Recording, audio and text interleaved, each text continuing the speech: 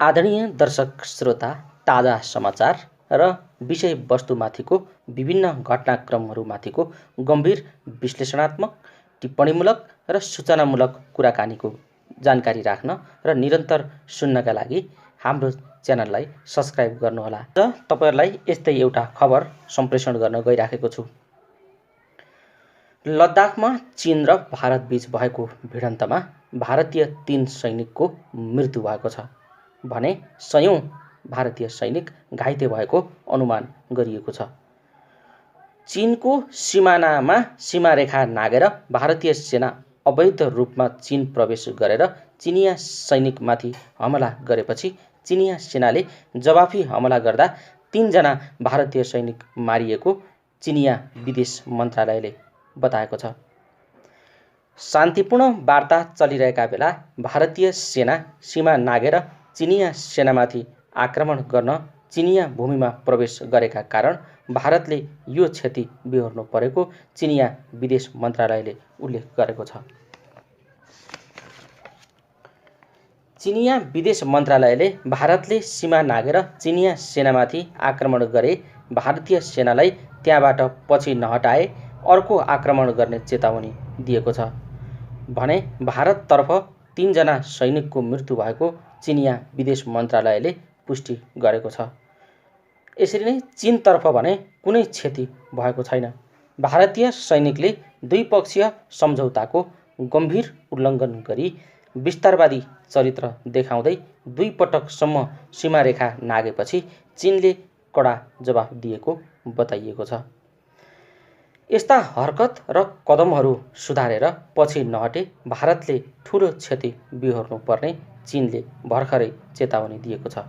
भारतीय पक्षको यस्तो चरित्रले अहिले 2 देशबीच युद्ध निम्तिएको छ। यसअघि 5 मेमा भारत र चीनका सैनिकबीच पूर्वी लद्दाखको प्याङ्गोङ हिलमा आम्ने-सामने भएको थियो। त्यहाँ दुवै सैनिकबीच ढुङ्गा हानाहान भएर टरेको थियो।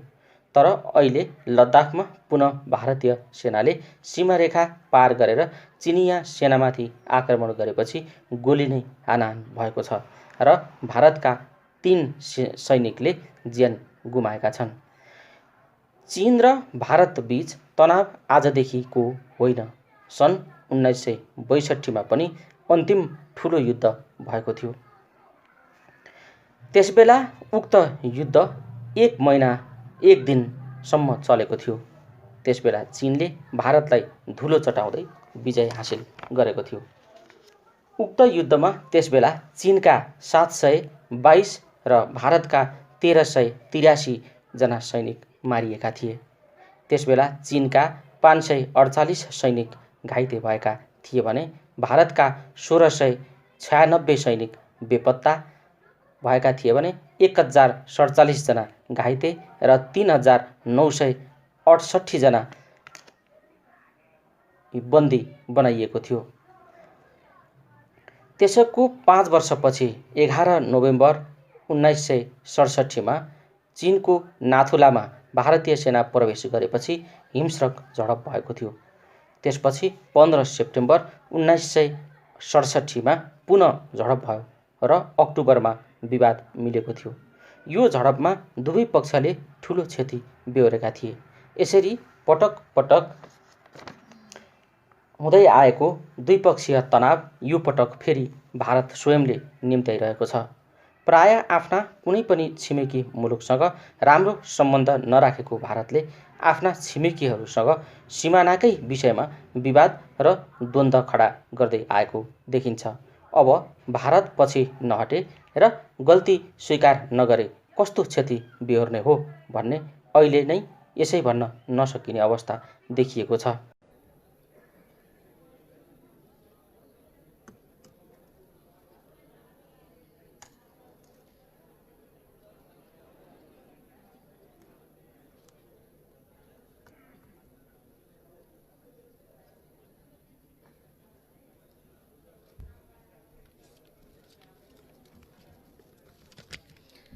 सम्मान्य सभामुख महोदय, आज अत्यन्त गौरवपूर्ण दिन। नेपाली जनताले धेरै लामो समयदेखि आफ्नो भूमि नक्साबाटै हराएको अतिक्रमित भूमिलाई हाम्रो नक्सामा समावेश गरेर सरकारले यसलाई प्रकाशित गरोस् नक्सा भनेर धेरै आवाज उठाइरहेको त्यो जनताको आवाजलाई सम्बोधन गर्दै र आजको दिन यो नक्सालाई विधिवत किसिमले संविधानमै संशोधन गरी निशान छापलाई त्यसलाई लागू हुने गरी आजको दिन यो अत्यन्त महत्त्वपूर्ण अत्यन्त गौरवपूर्ण दिन यो दिन आजसम्मको सरकारले विषय धेरै कोणबाट उठे त्यो भूमिको कुरा पनि नक्साका कुरा पनि तर यसलाई कार्यान्वयन गर्ने किसिमले ल्याइएको आजको दिन र यो ल्याएको चाहिँ सम्मान्य प्रधानमन्त्री केपी ओली जीको नेतृत्वको आजको यो सरकारले जुन ल्यायो यसलाई यो साहसी कदम हो कार्यान्वयनकै पाटोमा लाने गरेर जसरी ल्यायो त्यसलाई पूर्ण रूपले समर्थन गर्दछु र यो सँगसँगै नक्सामा हामीले ल्याउँदैछौँ भूमि यो भूमिलाई वास्तवमै भूमिकै रूपमा हामीले फिर्ता गर्न चाहेका छौँ र नेपाली जनताको चाहना पनि त्यही हो र त्यो रूपले लिनको निम्ति धेरै कठिनहरू पनि देखिएका छन् अहिलेसम्म हाम्रो सरकारले भारत सरकारलाई कूटनीतिक वार्ताको निम्ति देखाएको बाटोमा धेरैचोटि कोसिस गर्दा पनि त्यसलाई वास्ता गरेको देखिरहेको अवस्था छैन यो अवस्थालाई मध्यनजर पनि गर्नुपर्ने जरुरी देखिन्छ त्यसैले त्यो चिजलाई मध्यनजर गर्दै कूटनीतिक वार्ता सञ्चालन गरोस् सरकारले त्यो राम्रो पाटो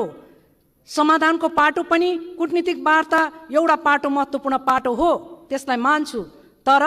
सहजै त्यो भूमि त्यसरी फिर्ता नहुने अवस्थामा हामीले विश्व जन्म समर्थनको पनि बाटो अपनाउनु पर्छ र त्यो भूमिलाई हर हालतमा ल्याउने किसिमले संयुक्त राष्ट्रिय सङ्घमा अन्तर्राष्ट्रिय अदालतसम्म जान पनि पछि पर्नु हुँदैन त्यो किसिमले जान जरुरी छ भन्ने लाग्छ सभामुख महोदय र त्यो सँगसँगै यो महत्त्वपूर्ण जुन कदम यो साहसिक कदम जुन छ यो कदमले निर्णायक रूप लिनको निम्ति वास्तवमै नक्सामा हामीसँग हुने भूमि तर भूमिको उपभोग भारतले गर्दै गर्यो भने त्यसले नेपाली जनतालाई कुनै फाइदा हुने छैन तर यो कदमले मान्छे कुनै ठाउँमा पुग्नको निम्ति गन्तव्यसम्म पुग्नको निम्ति पाइला त चाल्न पर्यो त पाइला नचालिकन गन्तव्य पुग्न सकिँदैन त्यसैले जुन पाइला जुन कदम चाल्नको निम्ति अगाडि बढ्यो सरकार त्यसको निम्ति सबै जनताले नेपाली जनताले पूर्ण रूपले समर्थन गरेर अगाडि बढेको छ र हामी यो ठाउँबाट आन्तरिक रूपबाटै हामीले पूर्ण रूपले विधिवत किसिमबाट यो नक्सालाई समावेश गर्ने किसिमले जुन मतदानको प्रक्रियामा अब जाँदैछौँ संविधानलाई संशोधन गरेर जाँदैछौँ त्यो संविधान संशोधन गर्ने क्रममा यो उद्देश्य पुरा गर्नको निम्ति एउटा साहसिक कदम चाहिँ पक्कै पनि हो सभामुख महोदय र त्यसैले यो कदमलाई अगाडि बढाउँ र यस दौरानमा कतिपय मान्यजीहरूले आफ्नो विचार व्यक्त गर्ने दौरानमा कतिपयले यो फर्काउने भूमि नै नफर्किने किसिमको विचारहरू पनि व्यक्त गर्नुभयो भूमि आउन सक्दैन भनेर पनि त्यो किसिमको विचारहरू पनि आए कतिपय मान्यजीले यो भूमि नै होइन हाम्रो भन्ने किसिमको विचार पनि आए जसप्रति मेरो गम्भीर ध्यान आकर्षित भएको छ र त्यो किसिमले नेपाली जनतालाई राष्ट्रप्रेमी भावनाप्रति यो सरकारलाई नै एक प्रकारको चुनौती दिएको छ कि हाम्रो भावनाप्रति नेपाली जनताको राष्ट्रप्रेमी भावनाप्रति पनि चुनौती दिएको हो सभामुख महोदय त्यसैले यस्ता विचारप्रति धेरै सजग र सजग भएर दृढतापूर्वक यस्ता विचारहरूलाई पनि राम्रो तरिकाले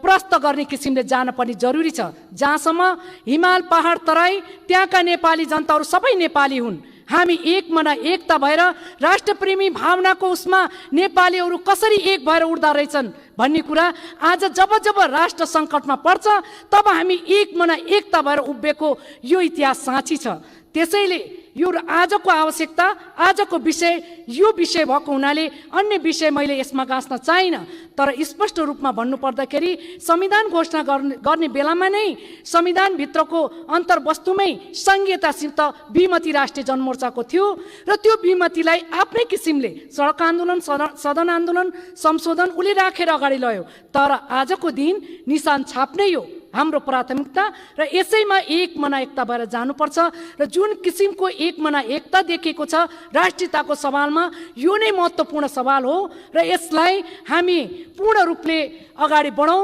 र सम्पूर्णले एक मना एकताको साथ जसरी राष्ट्रिय इस्युलाई समर्थन गर्नुभएको छ त्यसको लागि सरकारलाई हामी सबैलाई सम्पूर्ण मान्यज्यूहरूलाई पनि धन्यवाद दिँदै यो दृढता र यो एकबद्धताले धेरै दिनसम्म धेरै राम्रो हाम्रो भूमि फिर्ता गर्दासम्मको निम्ति पनि त्यही एकता त्यही किसिमको सहयोग समर्थन जुटेर एक मना एकता भएर जान हामी सफल हौँ भन्ने यही शुभकामना व्यक्त गर्न चाहन्छु। धन्यवाद। माननीय श्री प्रेम सुवाल, समय 3 मिनेट।